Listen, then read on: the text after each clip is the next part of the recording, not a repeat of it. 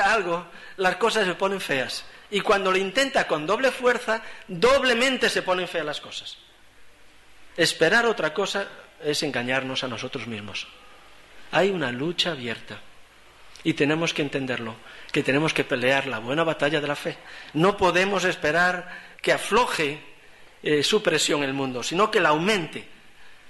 Estaban trabajando, sí, y ya digo, por salarios muy baratos, ¿verdad? Comida y vestido, y poco más.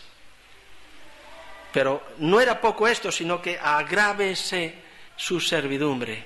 De tal manera que algunos de los recursos que eran habituales para, en este caso, la construcción del ladrillo, como era la paja que se mezclaba con el barro para hacerlo un poquito más estable, se les retira y dice, y que se la busquen, que salgan y que se busquen. Pero una cosa, que cumplan la tarea.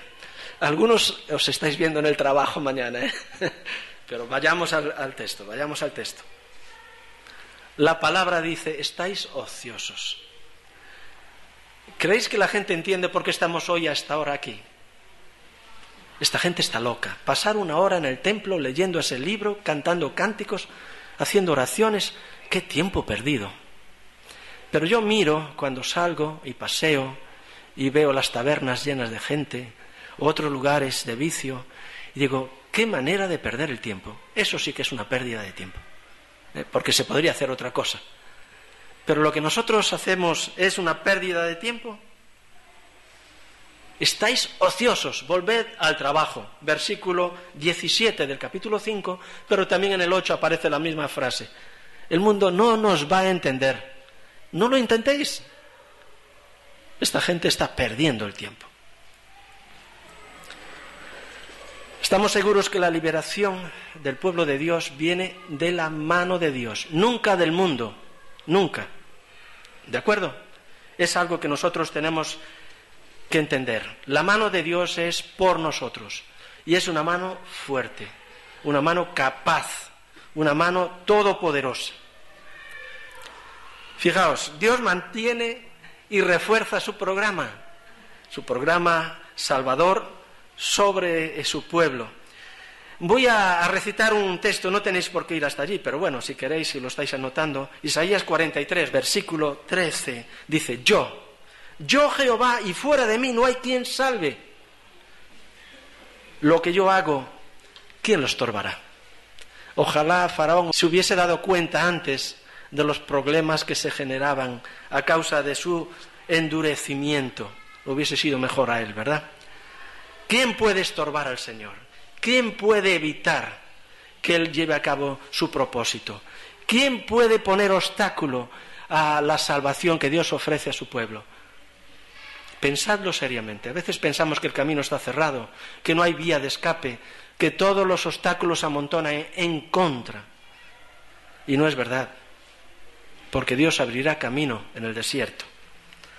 Bien, entonces tenemos ahí que nuestro Dios es el Dios que ya le conocemos por medio de la Escritura, el Dios del pacto.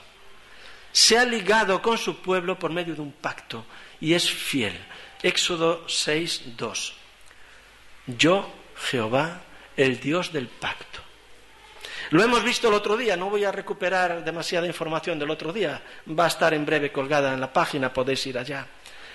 Dios hace un pacto libremente con Abraham y le hace promesas maravillosas. Lo saca de un mundo pagano, de Ur, de Caldea, y lo trae a una tierra desconocida.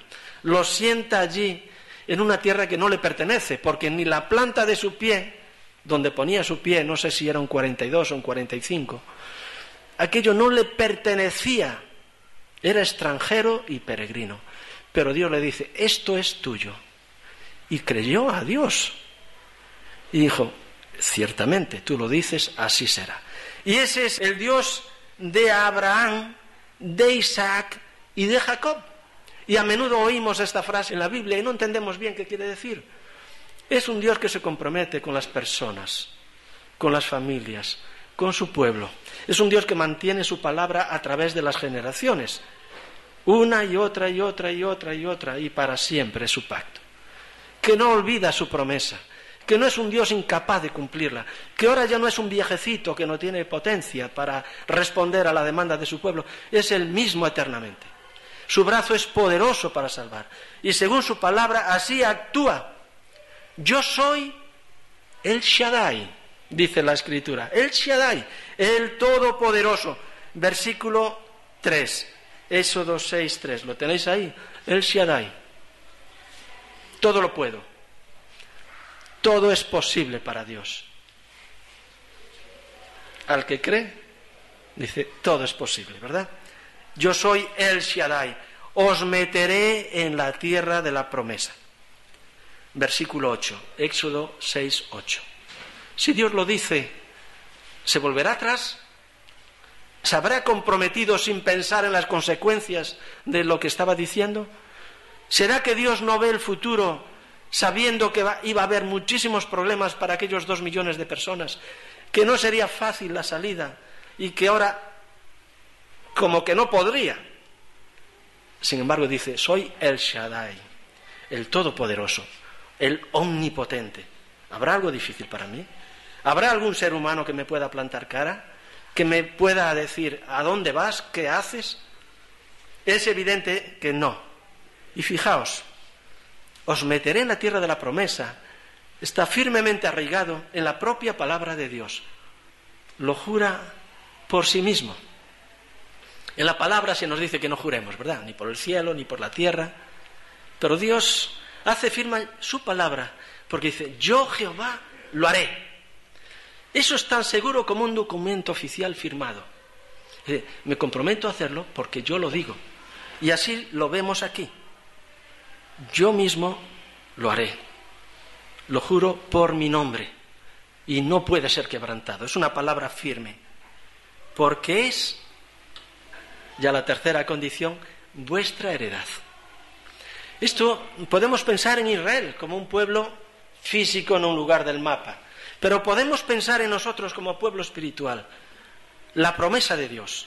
Lo que es nuestra herencia. Lo que hemos recibido hasta ahora, que es la presencia del Espíritu Santo, que son las arras de nuestra herencia, es decir, el anticipo de lo que Dios ha preparado para los que le aman. ¿Qué será aquello? Glorioso, pero ¿podemos describirlo ahora con palabras? No podemos. Es algo extraordinario que Dios nos pone delante, que nos va a dar y nos ha dado un anticipo, su Espíritu Santo. Pero es que eso no es todo. Eso solamente es la puerta de entrada a sus bendiciones. Es vuestra heredad.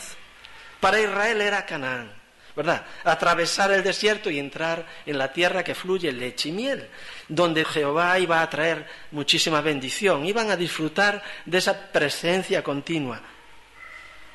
Algo que me llama poderosamente la atención en la lectura del conjunto, no solamente de este versículo, que Dios está atento al clamor del pueblo. El pueblo lamenta su situación. ¿Recordáis? Mucho tiempo atrás, 70 personas huyen del hambre y entran en Egipto. Allí tienen pan, había trigo abundante, tienen una tierra donde edifican sus casas, tienen pastos para su ganado. Y dicen, qué felices somos aquí. Hemos llegado al paraíso. Después de mucho tiempo, el paraíso se vuelve un infierno.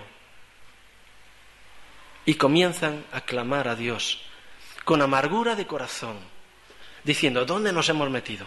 A veces necesitamos, saborear el amargor, la angustia de situaciones adversas para que podamos entender las muchas bendiciones que tenemos de la mano de Dios cuando andamos bajo su tutela. Pero si nos apartamos, muchos dolores hay para el impío. Muchos dolores hay.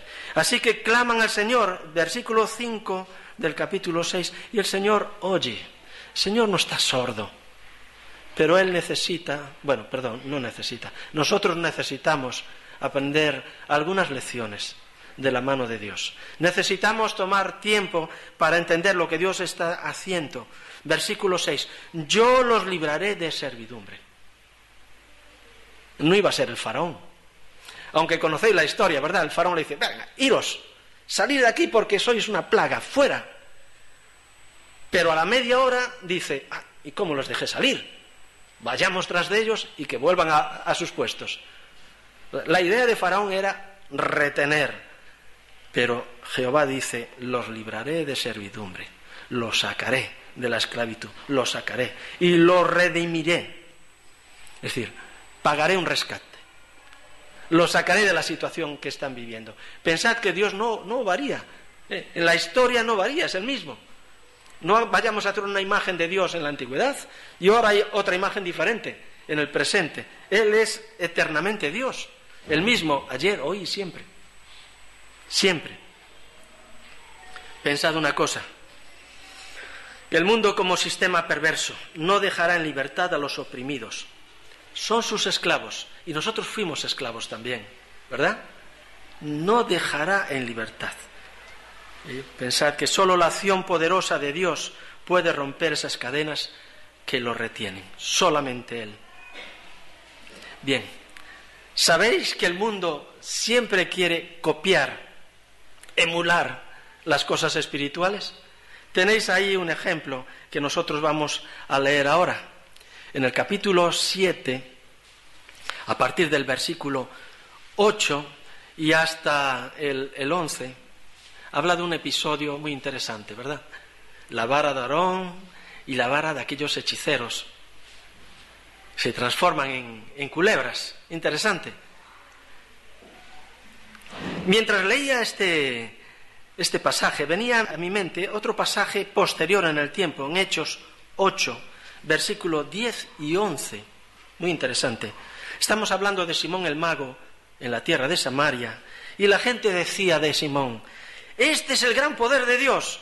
Y le estaban atentos porque con sus artes mágicas les había engañado durante mucho tiempo. Los tenía embaucados. Y ahora vemos allí justamente, delante del poder temporal, delante del faraón, cómo aquellos hechiceros, aquellas personas, decía ahí, sabios y hechiceros, podían emular, copiar las señales, pero no los efectos de semejantes señales. Y tenemos que ser muy cautos en esto, ¿de acuerdo? Por lo tanto, ellos duplican ahí un milagro, ¿lo veis? Dice, habló Jehová a Moisés y a Aarón diciendo, si Faraón os respondiere diciendo, mostrad milagro. Quiero ver vuestras credenciales. Dirás a Faraón, toma tu vara y échala delante del Faraón para que se haga culebra. Vinieron pues Moisés y Aarón a Faraón e hicieron como Jehová lo había mandado. Y echó Aarón su vara delante de Faraón y de sus siervos se hizo culebra. Aarón ya lo sabía. Eso iba a ocurrir. Estaba todo preparado, todo, absolutamente. Pero algo que él no contaba, y a veces nos sorprende también el mundo, ¿verdad? Que trata de emular, trata de falsificar las señales evidentes del cristianismo de otra manera.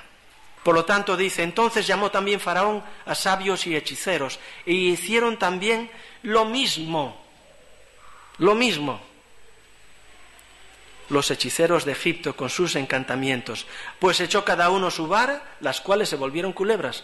Mas, ojo a las consecuencias, la vara de Aarón, fijaos, devoró las varas de ellos.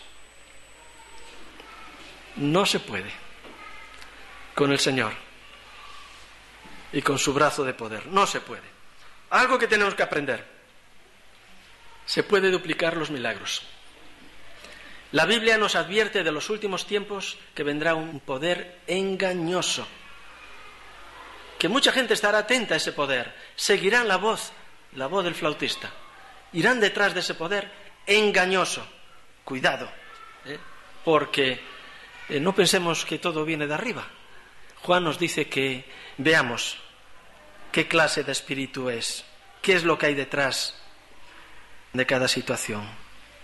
Mirad, la sabiduría del mundo intenta imponerse a la orden del príncipe de este mundo. Lo tenéis ahí en la imagen del faraón ordenando a los hechiceros que hicieran la señal por duplicado, y lo hicieron.